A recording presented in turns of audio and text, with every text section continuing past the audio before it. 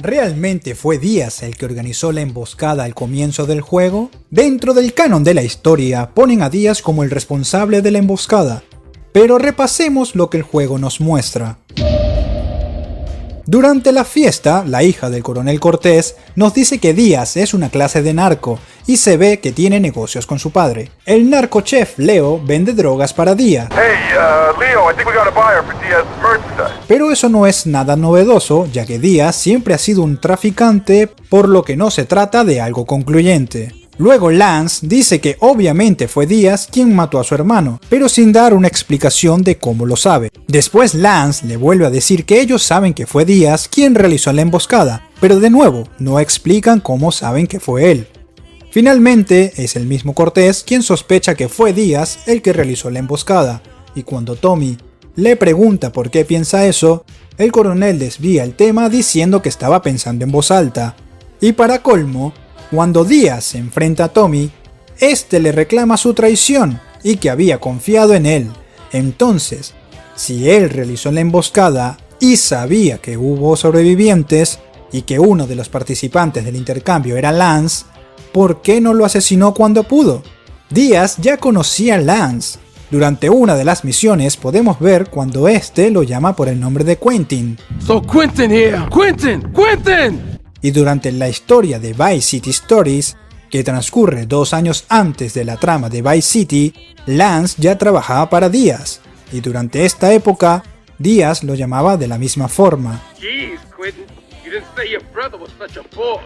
Quentin. Por lo que es innegable que si Díaz hubiera decidido realizar la emboscada para robarle a los hermanos Vance y se entera que hubo sobrevivientes, no hubiera dudado en matar a Lance, por lo que no tiene ningún sentido que Díaz estuviera dándole trabajos de nuevo a Quentin, como ya lo hizo en el pasado, si fue el responsable de la muerte de su hermano Víctor.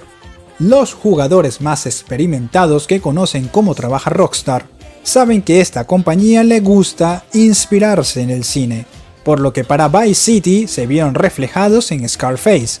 Indudablemente Tommy Vercetti es Tony Montana, y Frank es Ricardo Díaz. Durante la película emplea a Tony y confía en él, pero termina siendo asesinado. ¿Notan el obvio paralelismo entre Frank y Díaz? Ambos son traicionados por la persona que le dieron trabajo. Pero, ¿y dónde entra el coronel en todo esto? El personaje del coronel Cortés no sería la excepción a esta regla de inspirarse en personajes de películas. Las semejanzas entre Sosa y Cortés saltan a la vista. Ambos son hombres poderosos de negocios en el mundo de la droga. Ambos son figuras respetadas por el protagonista. Sosa es mostrado como un hombre de negocios de la droga quien realiza tratos con Tony Montana. Por otro lado, tenemos que el coronel Cortés es introducido en la historia como una figura intermediaria. Él actúa como el puente que ayuda a Tommy a conocer a Díaz, y durante el tramo final de la estadía de Cortés en Vice City, se puede decir que se creó una amistad entre Tommy y el coronel.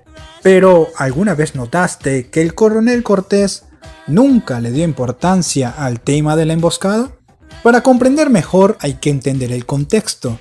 Es el año de 1986. Tommy iba a comprar 20 kilos de coca por un valor de $500,000. Esos $500,000 en la actualidad serían unos 1.698 millones aproximadamente. Y sé que pensarás, ¿y qué carajos tiene que ver eso con GTA? Fácil, que ese dinero que le robaron a Tommy realmente era una gran fortuna, y la droga cuyo valor era el mismo, también era una enorme pila de dinero blanco. Así que les pregunto a ustedes, si ustedes hubieran participado en ese negocio sabiendo que van a tener un porcentaje y de pronto el trato se ve interrumpido violentamente, terminan robando la mercancía y el dinero, por lo que técnicamente ustedes dejarían de obtener ganancias, ¿acaso no estarían igual de furiosos, preocupados y con ansias de saber quién fue el responsable de ese robo? Pues exactamente esa era la situación del coronel Cortés y nunca se le vio preocupado en todo el juego. Primero hay que recordar que Ken Rosenberg admite que fue el coronel quien le ayudó a montar la operación. He's the one that helped me set up this deal well away from Vice City's established thugs, okay? Y de verdad, un hombre como Cortés va a ayudar a montar una operación como esa sin recibir nada a cambio, siendo él un hombre de negocios de la droga. El coronel le dice a Tommy que González, su mano derecha, fue quien mencionó el trato. Quizás a Díaz, supuestamente, pero esto nunca se confirma. Cuando se vuelven a encontrar, sucede esto. This isn't getting me any closer to my money. Tommy, my friend, you are not in Liberty now. Here, we do things differently. Nótese lo relajado que está. Realmente le da poca importancia al tema del dinero perdido y a la droga robada. Although I'm starting to think that Diaz was responsible for our unfortunate loss. What makes you say that? One does not wave accusations at a man like Diaz. I'm merely thinking out loud. No matter. I have a proposal that you could profit. I don't have time to run more errands, Cortez. I would have thought a man with such dangerous dates would be hungry for opportunities. Please, Tommy, at least hear me out. Y acá se nota el cinismo de Cortés en cómo evade totalmente el tema de la emboscada. Si has prestado atención, es más que evidente que Ricardo Díaz no fue el responsable de la emboscada, sino el coronel Cortés.